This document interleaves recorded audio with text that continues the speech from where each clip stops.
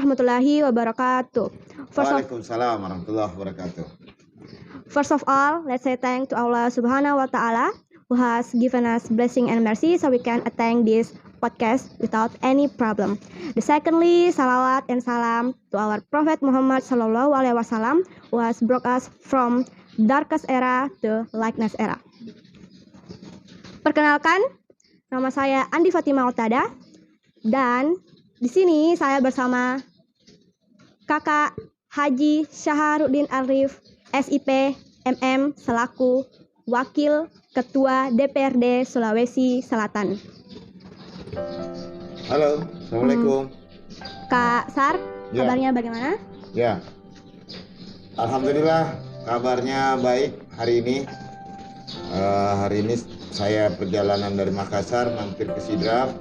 Nanti subuh melanjutkan perjalanan ke Palopo dan Kabupaten Luwu untuk melihat kondisi banjir di area Luwu Raya. Gimana kabar? Alhamdulillah baik juga, Kak. Ya. Kak Sar, saya akan bertanya mengenai hal-hal tentang porang. Ya. Sebenarnya porang itu apa sih? Nah, porang itu adalah tanaman yang asal muasalnya dari Indonesia. Kalau di Indonesia tumbuh liar itu ada di Sulawesi Selatan, Nusa Tenggara Timur, dan Jawa Timur. Itu asalnya.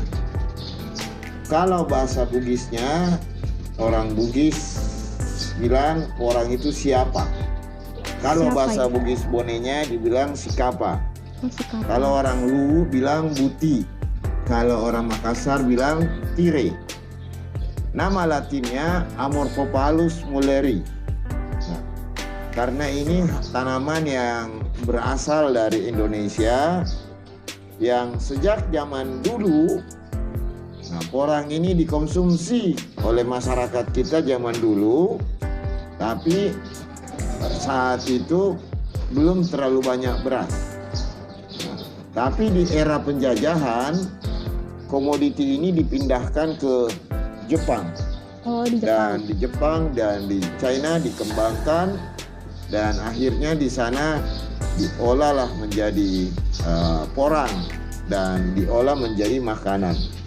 Dan di Indonesia sejak dari dulu di Jawa Timur, ya, porang ini sudah dikembangkan, cuman belum terlalu populer. Tapi kalau di masyarakat kita di Sulawesi Selatan, ya tadi dengan bahasa daerahnya buti, tire, siapa atau sikapa, memang tanaman asli kita di Sulawesi Selatan. Dan orang-orang tua, orang-orang dulu mengenal porang ini sebagai tanaman liar atau tanaman hutan. Nah, itu dia porang. Porang jenisnya umbi-umbian seperti ini. Seperti itu ya, Ya. teman-teman sekalian.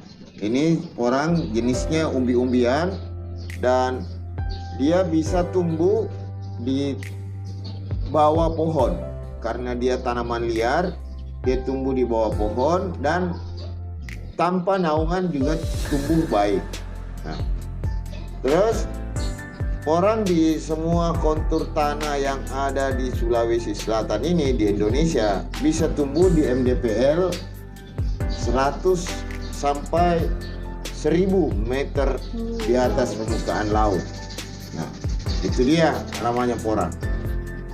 Baik bahasa lokalnya maupun dengan bahasa Latinnya dan asal muasalnya. Nah, seperti itu, Fatimah. Didengar-dengar ya Pak, didengar-dengar ya Kak. Porang itu dijadikan sebagai bahan kosmetik. Selain bahan kosmetik, dapat dijadikan sebagai apa lagi? Ya. Nah, dari perkembangan zaman ke zaman karena hasil penelitian, hasil pengembangan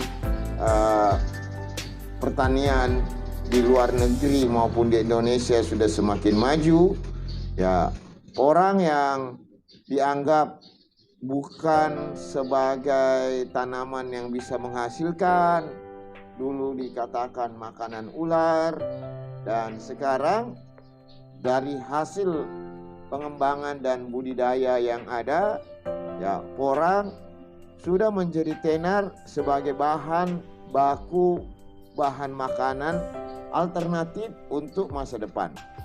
Nah, porang bisa dijadikan dari umbi seperti ini karena dia mengandung zat glukoman dan zat oksalat. Nah, dia bisa kita jadikan sebagai bahan kosmetik. Nah, seperti ini bisa jadikan masker. Sebagai masker. Kemudian bisa dijadikan buat sabun. Ini buat sabun porang karena dia ada mengandung saripati, jadi bisa membuat kita jadi putih. Kemudian, nah itu untuk kosmetik, bisa jadi spot, bisa jadi hand body, itu kosmetik. Kemudian bisa juga jadi obat-obatan, bahan baku obat-obatan, bisa bahan kapsul dan bahan lain. Nah, yang paling utama di bahan makanan porang. Nah, ini bisa jadi beras. Di beras, jadi beras. bahan makanan. Nah, bisa jadi beras, bisa jadi mie, dan bisa menjadi bahan kue. Kalau kue lokal kita seperti bisa jadi barongko, bisa jadi galangkote, bisa jadi bolu, bisa jadi cireng, bisa jadi bakso, jadi tahu, semuanya bisa. Karena dia mengganti posisi tepung. Nah, keistimewaan beras porang ini dengan beras yang lain, kalau beras ini berdasarkan hasil jurnal ilmiah menemukan bahwa ini tidak ada gulanya, no gula, no sugar. No sugar. Terus karena tidak ada gulanya, menjadi bahan makanan penting di masa akan datang. Maka sekarang orang-orang yang diabetes, yang kolesterol, yang kena gula, nah ini menjadi bahan alternatif untuk makanan. Dan sekarang sudah diperjualbelikan di flash market.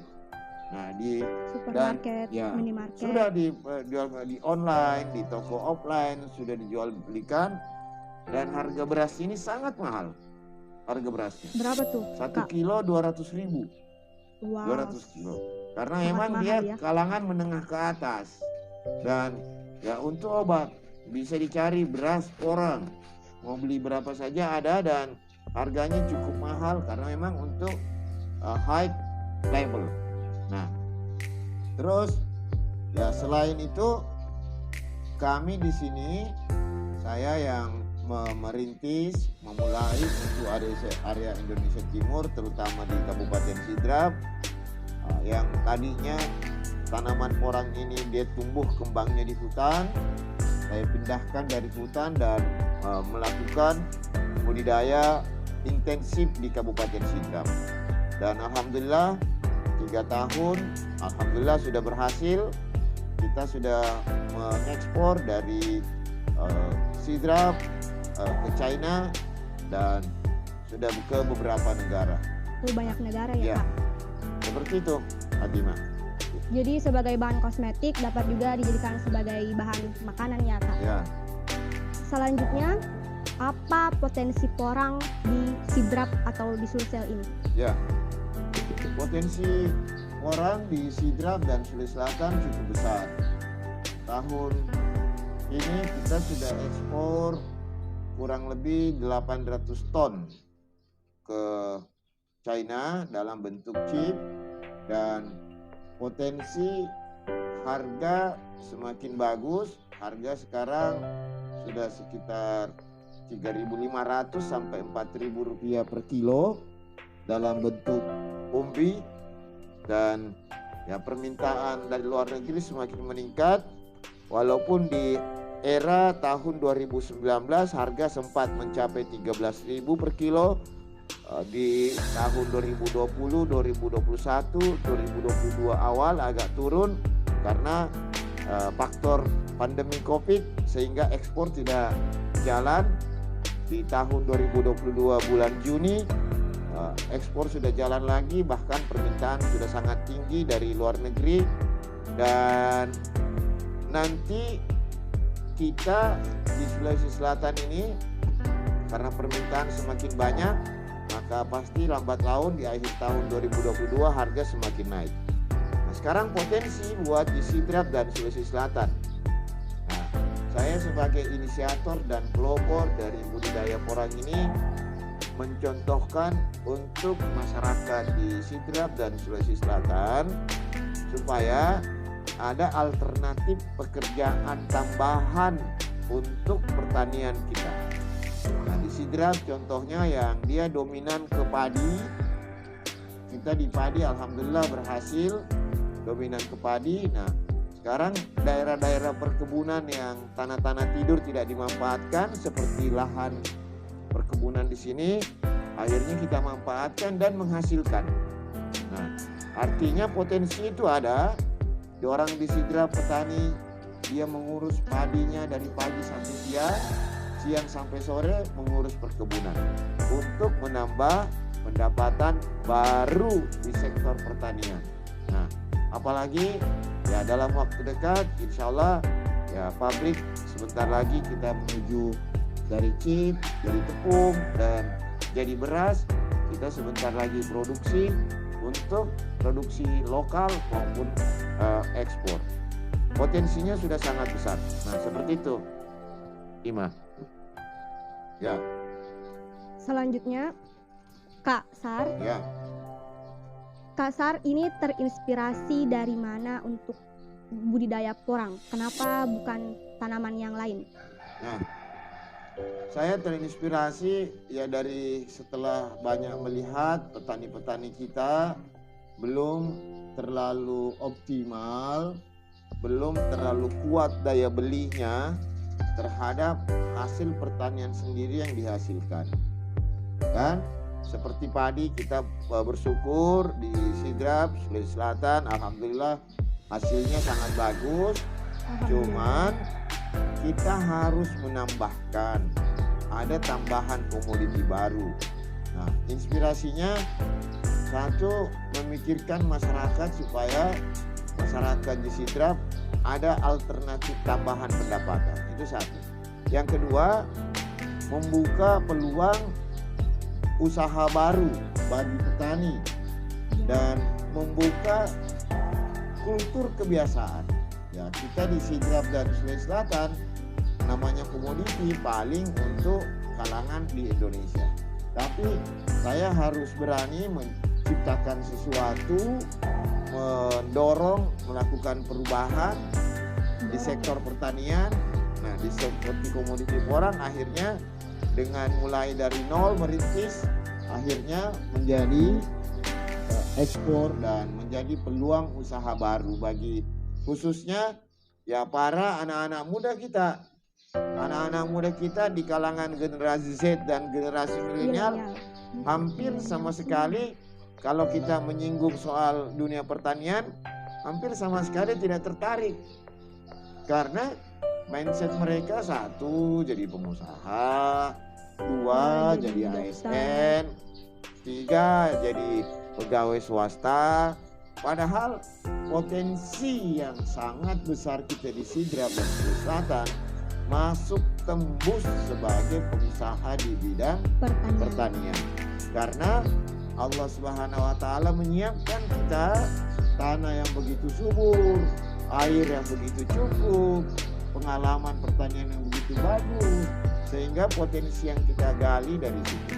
Nah, itulah saya terinspirasi dan memberikan dorongan bagi petani, memberikan dorongan kepada anak muda, dan supaya kita tidak hanya punya mindset menjadi ASN atau menjadi karyawan, tapi kita berubah menjadi pengusaha khususnya di bidang sektor pertanian dan perkebunan. Nah, seperti itu, Bima. Begini ya, Kak. Ya. Selanjutnya, untuk budidaya porang ini berapa modal yang dibutuhkan? Ya. Untuk 1 hektar dengan sekarang kita butuhkan modal sekitar 30 juta. Untuk 30 sampai 50 juta mulai dari pengolahan tanah sampai panen. Itu dengan pola yang intensif sekali.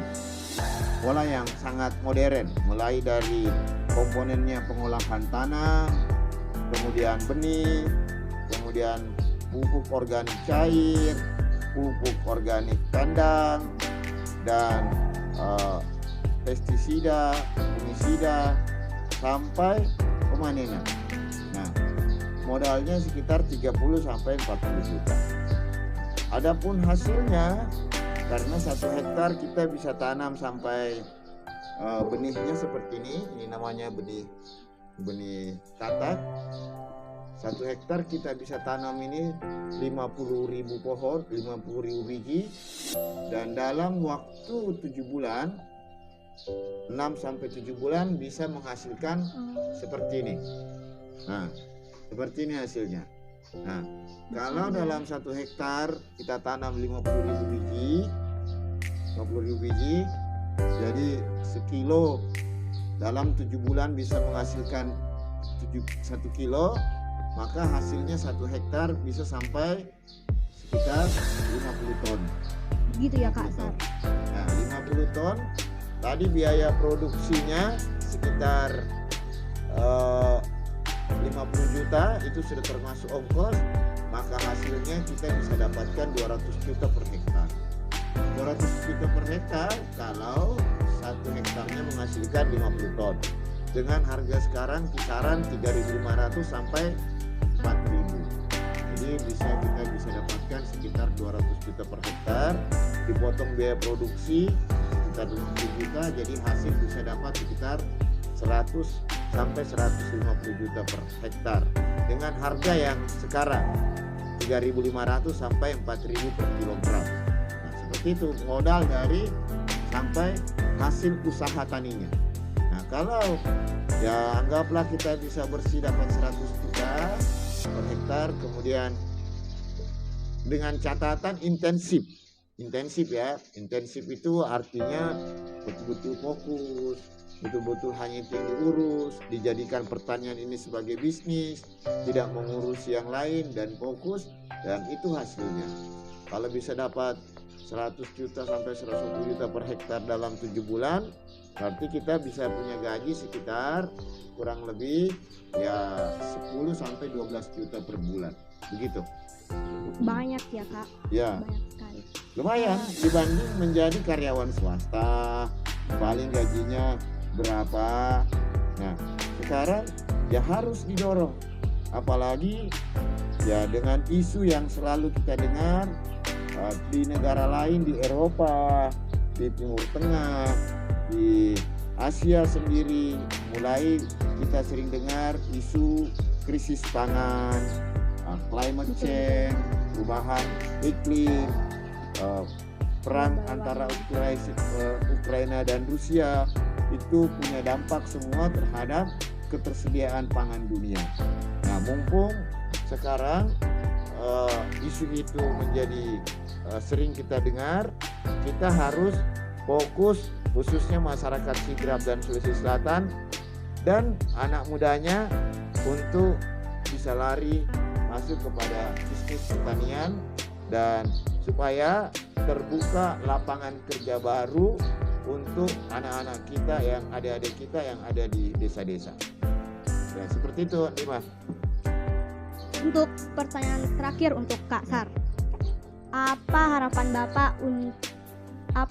Kakak untuk tanaman porang ini? Ya, tentu harapan saya sebagai inisiator, sebagai pelopor, dan tentu sebagai representasi orang Sulawesi Selatan, wakil rakyat yang telah diberi amanah sebagai anggota DPRD 2 periode, saya berharap ini betul-betul nanti menjadi alternatif tambahan pendapatan bagi masyarakat Sidrap dan Sulawesi Selatan. Walaupun sekarang namanya orang merintis, masih bersusah payah, masih ada kekurangan, kelemahannya, ya tapi namanya usaha pasti akan ada jalan keluarnya, pasti akan terbuka. Saya bersyukur dari mengelola melakukan pemberdayaan petani di kawasan Sidrap ini, alhamdulillah, terutama ilmu SDM petani sudah di-upgrade dari petani konvensional menjadi petani modern. Kemudian ya dari sisi pendapatan alhamdulillah sudah mulai terupgrade. Nah, sekarang sisa menguatkan betul harapan porang ini menjadi bahan makanan masa depan. Mari kita melalui tantangan ini, jangan terus berada di zona nyaman, misalnya tidak mau mengaku sebagai anak petani, malu-malu mengaku sebagai anak petani, apalagi mau jadi petani. Di banyak anak-anak milenial yang ada di Jawa, yang ada di luar Sulawesi Selatan berhasil menjadi pengusaha besar, berhasil menjadi eksportir dengan rintisan usaha di sektor pertanian. Seperti itu Andima. Ya. Bapak Kak Sarini betul-betul menginspirasi para milenial di luar sana ya. Demikianlah hal-hal yang mencakup tentang porang. Terima kasih Kak Sar. Oke, terima kasih. Sukses. Nah, terima kasih untuk para penonton podcast ini. Mari jangan kau tidur, jangan kau bermimpi saja, main TikTok terus, main scroll HP terus. Mari gunakan waktumu, perbaiki masa depanmu dari sekarang. Jangan kau tua baru kau mau perbaiki masa depanmu. Maju ko, Ewato. Tepuk tangan dulu untuk Kak Sar. Terima kasih semua yang ada di rumah telah menonton podcast ini. See you di podcast sesi 467 selanjutnya. Oke, terima kasih.